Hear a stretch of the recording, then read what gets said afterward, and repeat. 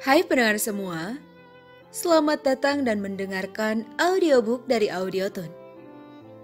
Kita lanjutkan novel karya K.L. Nurmala yang berjudul Tuan Muda yang Terhina dengan pengisi suara Restika. Dan inilah episode yang ke-58, Dokter Pengganti. Selamat mendengarkan. Nama saya Rizal, Tuan Besar. Untuk sementara saya akan menggantikan Dokter Ilyas yang berhalangan hadir. Sahut pria itu. Kenapa Ilyas tidak bisa datang? Tanya Abdullah heran. Telepon dia. Ditanya kemudian pada Hasan. Hasan mengangguk dan langsung merogoh ponselnya. Kening pria itu berkerut sambil menatap layar ponselnya sebelum kemudian kembali melakukan panggilan. Setelah mencoba beberapa kali, barulah panggilannya tersambung. Halo Tuan, apakah ini Dokter Ilyas? Tanya Hasan. Aku putranya, sahut orang di ujung telepon dengan suara parau. Saya pelayan Tuan Abdullah, bisa bicara dengan ayah Anda Tuan? Tanya Hasan lagi. Tolong sampaikan pada Tuan Abdullah, ayah saya tidak bisa lagi mengunjungi beliau. Ujar pria itu seperti sedang menahan tangis. Ada apa Tuan? Hasan terlihat bingung. Hasan menoleh pada Abdullah yang meminta ponselnya. Sebentar, Tuan Besar akan bicara dengan Anda. Ujar Hasan sambil berjalan mendekati Abdullah dan memberikan ponselnya. Ahlan ya walad. Halo nak. Ada apa dengan ayahmu? Tanya Abdullah. Ahlan bik tuanku. Bagaimana kabar Anda? Tanyanya. Alhamdulillah. Lalu Ilyas, mengapa dia tidak datang hari ini? Tanya Abdullah. Saya minta maaf Tuan. Pagi ini ayah ada operasi arjen pada pasiennya. Saat pulang, ayah mengalami kecelakaan. Dia sudah ditangani dokter. Tapi sayang, Tuhan berkehendak lain. Sahut putra Ilyas dengan suara yang berat. Maksudmu, Ilyas? Benar Tuan, Yang Maha Kuasa telah memanggil ayah sekitar 30 menit yang lalu. Saya mohon maaf atas segala kesalahan almarhum selama ini Tuan. Setelah masa duka selesai, insya Allah saya yang akan menggantikan beliau meneruskan tugas dan tanggung jawabnya pada Anda. Ujarnya. Innalillahi wa inna ilaihi raji'un. Apa kau Ali? Tanya Abdullah. Seingatnya hanya Alilah putra Ilyas yang mengikuti jejak ayahnya menjadi dokter. Benar Tuan. Aku turut berduka nak. Semoga kau dan saudara-saudaramu diberi ketabahan. Ujar Abdullah. Terima kasih Tuan. Abdullah pun mengakhiri panggilannya. Jelas terlihat duka mendalam di wajahnya. Ilyas sudah sangat lama menjadi dokter pribadinya. Pria itu juga yang dulu membantu Zaid melewati masa kritisnya. Abdullah kemudian meminta Hasan menghubungkannya pada Ahmed. Ahmed, kirimkan 1 miliar dirham pada keluarga Ilyas. Titah Abdullah. Anda sudah mendengarnya Tuan. Maaf, saya belum sempat memberi Anda kabar. Saya sedang melihat kualifikasi dokter pengganti untuk Anda Tuan. Ujar Ahmed di ujung ponselnya. Maksudmu, lalu siapa pria yang ada di hadapanku saat ini, ha? Tanya Abdullah datar.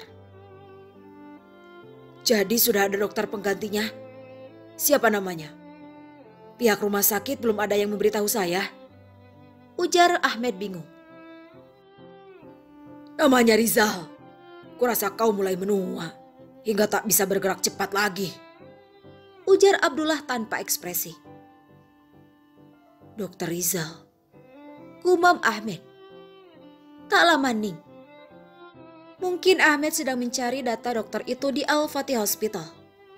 Malum saja, ia belum lama kembali dari Indonesia. Dan kepala rumah sakit saat ini juga sedang sibuk dengan pengurusan jenazah Ilyas, yang merupakan salah satu dokter terbaik di rumah sakit itu.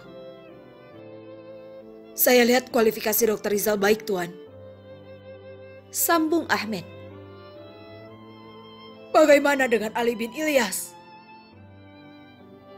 Seperti yang Anda tahu, Tuan, beliau sangat potensial. Sahut Ahmed. Baiklah, untuk sementara biar dia saja dulu, sampai Ali melewati masa dukanya.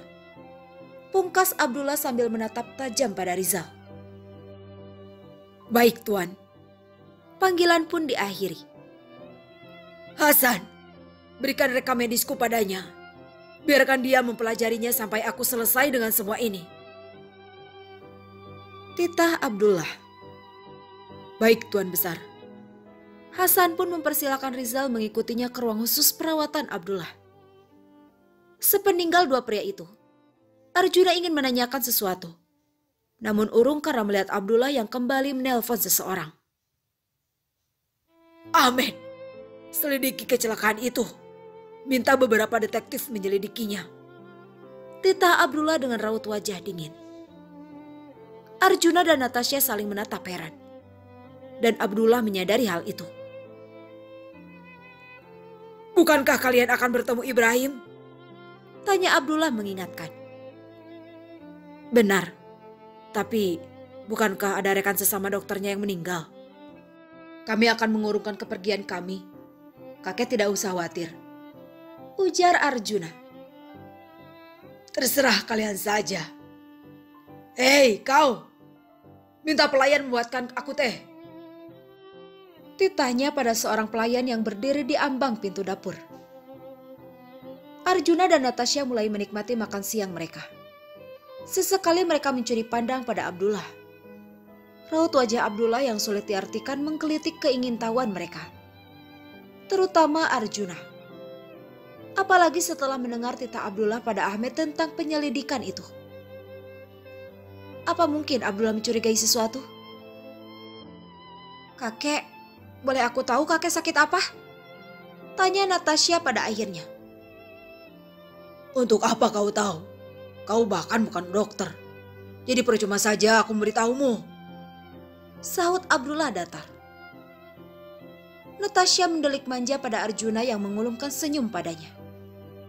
Meski jawaban Abdullah tidak mengenakan, entah mengapa Natasha merasa pria itu tidak seburuk kelihatannya. Setelah selesai dengan makan siangnya, Abdullah menikmati teh hitam untuk menetralisir makanan yang dicerna. Arjuna menghampiri dan ikut minum teh bersama Abdullah. Saat Natasha juga menghampiri mereka, Arjuna menawarkan teh hijau padanya. Mau kubuatkan teh hijau, sayang? Tawarnya. Abdullah langsung mendelik tajam pada Arjuna. Ia tidak mengerti cara Arjuna memperlakukan Natasha. Tidak perlu, sepertinya ini juga enak. Sahut Natasha yang mengambil cangkir Arjuna dan menyesapnya. Lagi-lagi Abdullah mendelik tajam. Tapi kali ini tertuju pada Natasha. Pria itu sepertinya mulai muak dengan pasangan yang terlihat saling menginginkan tersebut. Hal itu tersirat dari cara mereka menatap satu sama lain. Cepatlah beri aku cicit. Aku ingin melihat anak kalian sebelum meninggalkan dunia ini. Ujar Abdullah datar. Abdullah pun memanggil Hasan dan berlalu meninggalkan pasangan yang terdiam sambil menatap bingung padanya. Apa kakekmu pikir semudah itu mendapatkan anak? Tanya Natasha pelan. Sudahlah, jangan terlalu dipikirkan. Kita sedang berusaha kan? Mungkin kakek dalam mood yang tidak baik. Karena kabar meninggalnya dokter itu. Hibur Arjuna. Ya, kurasa begitu. Kau ingin ke suatu tempat? Tanya Arjuna. Tidak. Geleng Natasha malas. Arjuna, boleh aku ke ruangan itu? Tanya Natasha menunjuk pada ruangan tempat Abdullah bersama Hasan dan dokternya. Apa itu artinya kau ingin di rumah saja? Iya, nanti aku akan menelpon Rama. Jika kau akan ke kantor tidak apa, pergilah. Bukankah Ahmed sedang di rumah duka? Kau yakin? Tanya Arjuna dan diangguki Natasha. Baiklah, aku ke kantor ya. Seandainya sikap kakek membuatmu tidak nyaman, jangan menghabiskan waktu bersamanya. Taman di bagian timur itu indah. Lihatlah ke sana. Kau jangan khawatirkan aku, ujar Natasha sembari tersenyum tipis. Baiklah, aku akan bersiap untuk ke kantor. Arjuna meraih tangan Natasha dan menciumnya berulang-ulang. Sepeninggal Arjuna, Natasha melangkah menuju ruangan Abdullah. Ia mengetuk pintu dan masuk begitu saja saat Hasan membukanya. Kau, apa yang kau lakukan di sini? Tanya Abdullah dengan raut wajah tidak suka. Aku hanya ingin melihat. Salah kakek tidak menjawab pertanyaanku tadi. Sahut Natasha santai. Dokter, kakek sakit apa? Tanya Natasha pada Rizal. Rizal menoleh pada Abdullah lalu menjawabnya. Tuan besar menderita diabetes, hipertensi dan masalah pada lambung, Nona. Sahut Rizal. Kakek menderita diabetes. Apa itu artinya? Ini bukan turunan. Aku mendapatkannya karena stres berlebihan yang kualami. Jadi sebisa mungkin, jangan membuat Arjuna stres dengan sikapmu itu. Sahut Abdullah setengah menyindir. Kakek, kenapa jadi mengarah pada aku? Batin Natasha. Ia pun memutuskan hanya memperhatikan tanpa banyak bicara. Abdullah menjalani pemeriksaan darah. Selama ini, selain meminum obat-obatan untuk lambungnya, Abdullah juga rutin menyuntikkan insulin sebelum tidur. Kurang lebih 1 jam Natasha berada di sana. Pemeriksaan rutin Abdullah pun berakhir. Tuan, ini resep obatnya. Ujar Rizal di akhir pertemuan mereka. Dokter itu memberi resep obat pada Hasan. Saya permisi, Tuan. Salam, Nona. Pamitnya. Abdullah kembali duduk di kursi rodanya. Hasan memotokkan resep dokter itu pada apoteker di salah satu pusat farmasi Al-Fatih. Sementara itu, Natasha mengikuti Abdullah ke kamarnya. Ia tidak peduli sekalipun Abdullah mendelik padanya. Ponsel Hasan berdering. Ia pun meminta izin untuk mengangkatnya setelah memberitahukan siapa yang menelpon.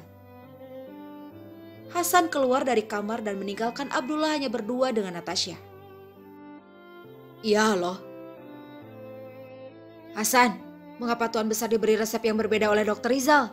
Apa ada kondisi tertentu yang menyebabkannya harus menerima obat ini? Tanya pria di ujung ponsel Hasan yang tak lain apoteker yang biasa menerima resep Abdullah. Maksud Anda, Tuan?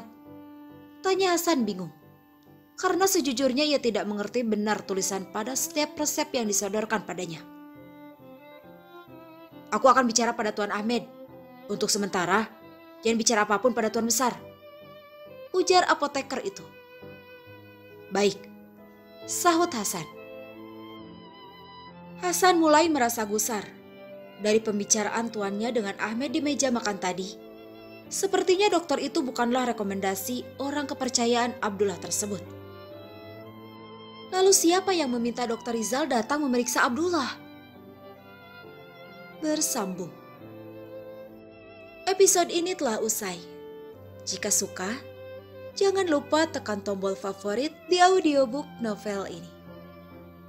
Terima kasih telah mendengarkan. Kalau kamu mau dengar audiobook lebih banyak dan gratis, segera download Audiotune.